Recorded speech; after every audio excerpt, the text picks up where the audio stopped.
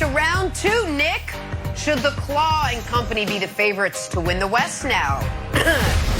Blockbuster NFL trade to talk about Julio Jones headed to Tennessee. Are the Titans now legit Super Bowl contenders? And without James Harden, Brooklyn still got it done against the Bucks.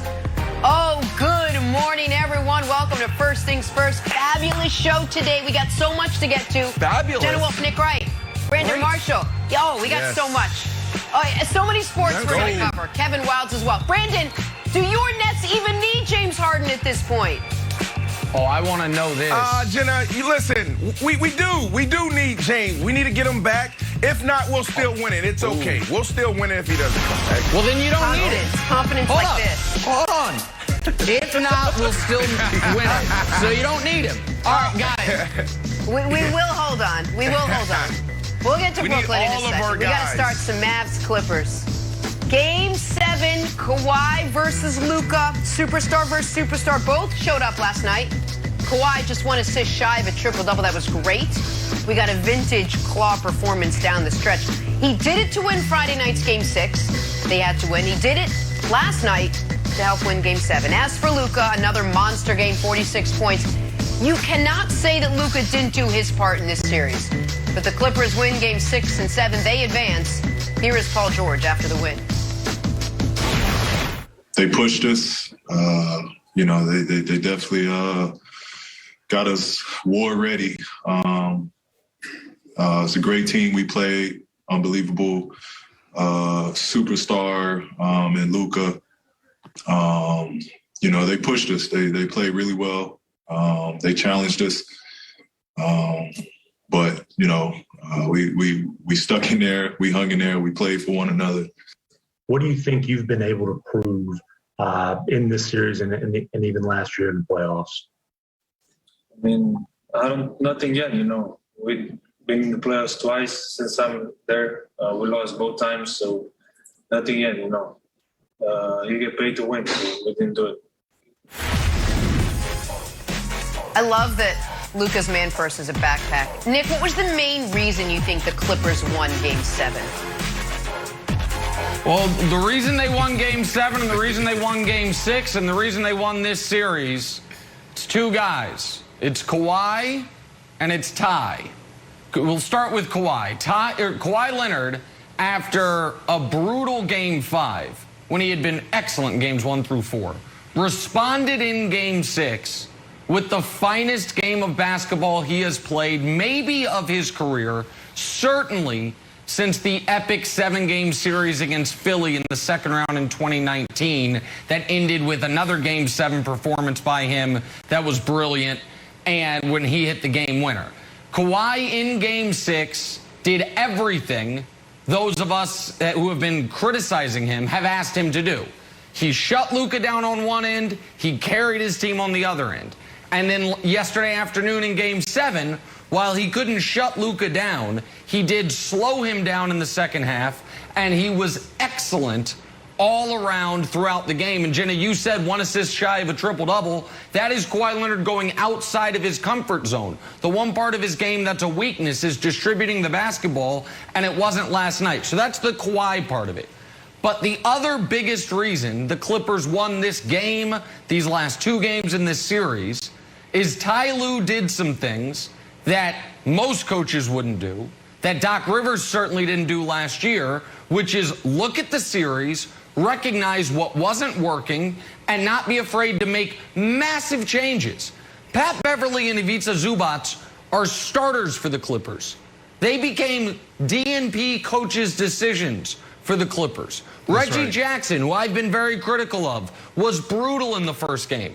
Ty Lue continued to show faith in him, and that faith was rewarded. Luke Kennard, who was DNP coach's decision early. Ty went to him in Game 6. He was bad. Ty showed faith and went back to him in Game 7, and he hit 2 shots that essentially ended the basketball game.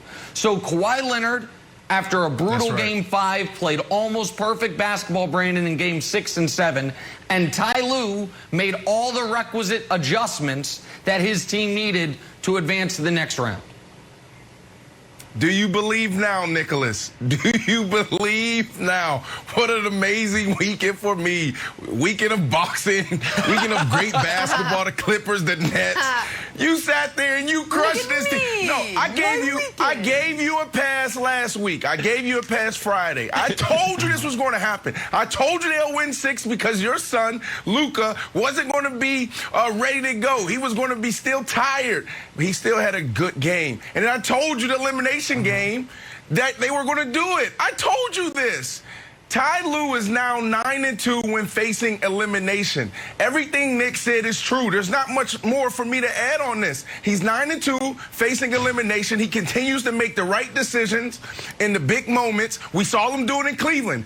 Talking to the greatest player of all time, LeBron James, sit down, cursing him out. Said, "This, I know you think this is your team, but this is my team." So playing big, giving Man and Kennard big minutes down the stretch. You talked about Reggie Jackson. Reggie Jackson, wow. He hit the most important shot of the entire game. And Kawhi Leonard. Kawhi Leonard, just phenomenal. Everybody, people forget who Kawhi Leonard is. Kawhi Leonard has one bad game, and then all of a sudden, oh, remember he said he was the king of L.A. Oh, remember he said this. Oh, what is he going to do this offseason? Kawhi Leonard averaged over 32 points this series, averaged over 61% shooting this series. Phenomenal job by those guys when they were facing everything, when everything was on the line. Wilds, you got to give these guys their flowers. No more of this, oh, their mindset is weak. They don't have it. They don't got it. They have everything they need, and it's a weak West. So it's their conference to lose. Wow. Okay. Here's the other reason they won the game. The Clippers have 2 superstars, and the Mavericks are supposed to have 2, but they only have 1. So Mark Cuban has got a big problem on his hand, and luckily, he is a master salesperson, so I'm going to go into Shark Tank mode here, Nicholas, and try to make you a deal to make the the Mavericks a little better. So here's the thing. Can we hit my beach music? My name's Mark Cuban. I'm looking for over $100 million for 100% of the stake and about 10,000 Kristaps Porzingis jerseys. And I know you're saying, oh, sure is hot out here. I can't take my shirt off and go into any stores. Can I interest you in some jerseys? We've got blue ones. We've got white ones. They say Dallas on the front. They say Porzingis on the back. And before you answer, you're saying, is this the same Porzingis who went 13-5 for this series? I would say yes. Is this the same Porzingis who has a history of injuries? I would say yes. Is this the same Porzingis who dislikes, and that's being kind, our superstar Luka Doncic? The answer is yes. But Nicholas, I'm here to make a deal. Yeah. I'm trying to rebuild the Mavericks.